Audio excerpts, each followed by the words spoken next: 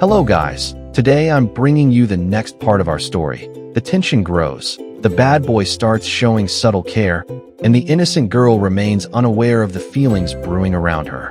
It was another ordinary morning on campus, with the sun spilling light across the lawns and hallways. Students were chatting in groups, some rushing for lectures, some yawning from the previous night's studies. Hannah, carrying her usual stack of books, was walking toward the library as quietly as possible, hoping to avoid any unnecessary interaction. But as always, Min-jun was there, leaning lazily against the library steps, black jacket unzipped, headphones hanging around his neck. His sharp eyes immediately spotted Hannah, and a small smirk appeared on his lips. "Morning, Hannah," he said casually, his tone teasing, but with a flicker of something different hidden beneath it. Hannah paused for a moment, rolling her eyes, and replied, "Morning." Her voice was polite, but cold. She didn't want to encourage him. Min-jun fell into step beside her, keeping a comfortable distance, but making his presence known. "I noticed you've been carrying a lot of books lately. Planning to study the entire library?" Hannah gave him a quick glare. "None of your business." She tightened her grip on the books. That sharp reaction made Min-jun's heart skip. He wasn't used to someone showing such direct annoyance at him. And yet, something about the way Hannah stood firm, calm, and unafraid of him made his chest feel heavier than usual. 4 weeks now, Min-jun had been teasing Hannah, appearing in her classes, commenting on her notes, walking alongside her on the lawn. And each time, though she hated his presence, he found himself noticing small details. How her fingers lingered over the pages as she turned them, how she adjusted her hair absent-mindedly, how she carried herself with quiet dignity. Her innocence wasn't naive. It was something rare, and it had begun to disarm him in ways he didn't understand. Today, however, something unusual happened.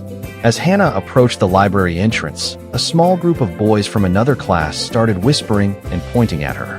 One of them stepped closer, trying to block her way. Hannah froze, unsure how to react. The boys laughed, sensing an opportunity to bother someone quiet and seemingly defenseless. Min-jun's jaw tightened. Without a word, he stepped forward. "Back off," he said, his voice low but sharp, carrying an authority that silenced them immediately. The boys exchanged glances, hesitated, and then slowly moved away, murmuring. Min-jun watched them go, then turned to Hannah. "You okay?" Hannah blinked at him, a mix of surprise and irritation crossing her face. "I didn't need your help," she muttered softly.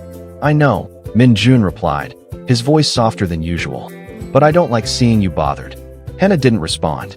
She quickly entered the library, placing her books on a table by the window. Her heart was racing, not from gratitude, but from confusion. She hated Min-jun, yet the way he had stepped in, something inside her stirred that she didn't want to acknowledge. For the next few days, the tension between them continued. Min-jun still teased, still leaned over her shoulder during lectures, still made remarks that annoyed her to no end. But now, beneath his teasing, a quiet watchfulness had emerged. He noticed if she looked tired, if she hesitated with her books, if someone tried to annoy her. And each time, he found himself stepping in subtly, without making it obvious, without letting her see the care in his actions.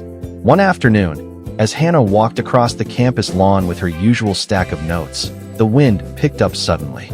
A few pages flew from her hands, scattered across the grass. Hannah gasped and tried to catch them, but the wind was relentless. "Hey, let me help," Min-jun's voice called out, cutting through her frustration. Hannah whirled around, cheeks flushed. "I can manage," she shouted, rushing to grab the pages.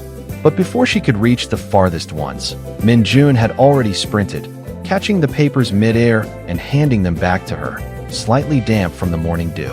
Hannah glared at him. "You're everywhere," she said, exasperated.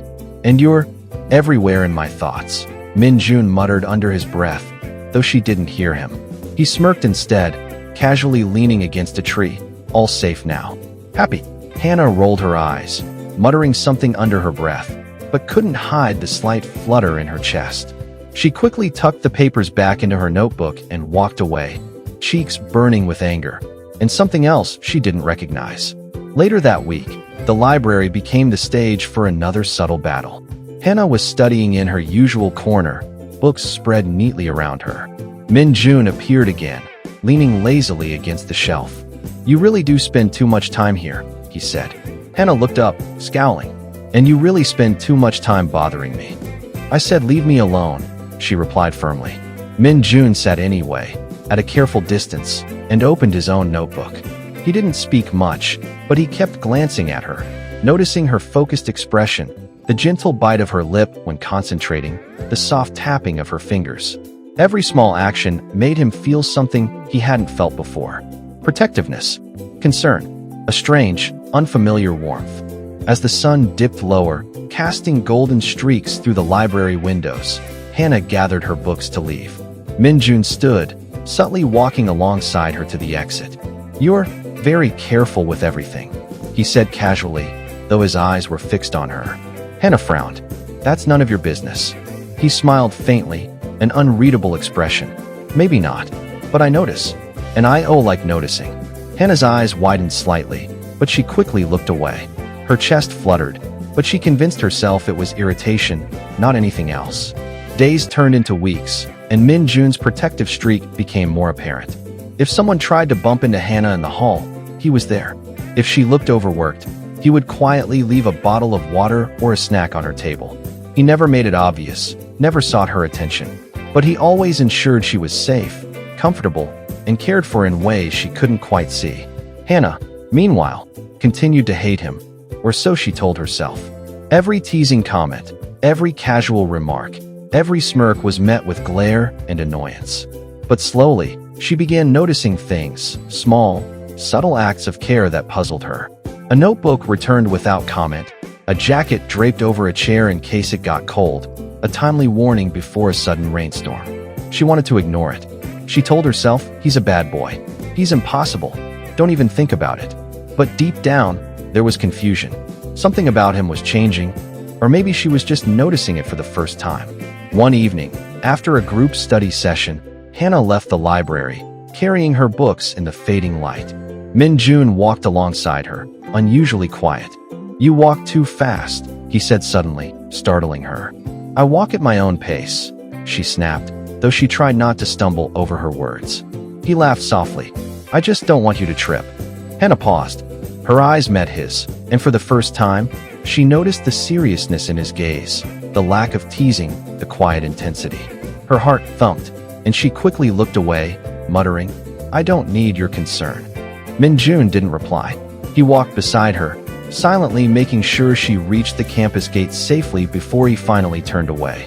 Inside, Hannah tried to shake off the moment, telling herself it was nothing. But deep down, she couldn't ignore the tiny ripple in her feelings, confusion, frustration, and a reluctant acknowledgement of care. Meanwhile, Min Jun felt a strange satisfaction. Each day, each act of subtle protection, each glance at her innocence, drew him closer to something he hadn't expected: love. Not loud, not obvious, but quiet, deep, and persistent. The slow burn continued. Min Jun's teasing remained, but now it was laced with care. Hannah's hatred was still real, still sharp, but her confusion grew. Neither knew how this tension would resolve, but the undercurrent of change in their relationship was undeniable. By the end of the month, the rhythm of their interactions had become a dance of irritation and subtle fascination. Hannah still hated him, and Min Jun still teased. Yet, beneath it all, feelings were slowly shifting. One stubborn, innocent girl and one bad boy slowly falling for her without her noticing.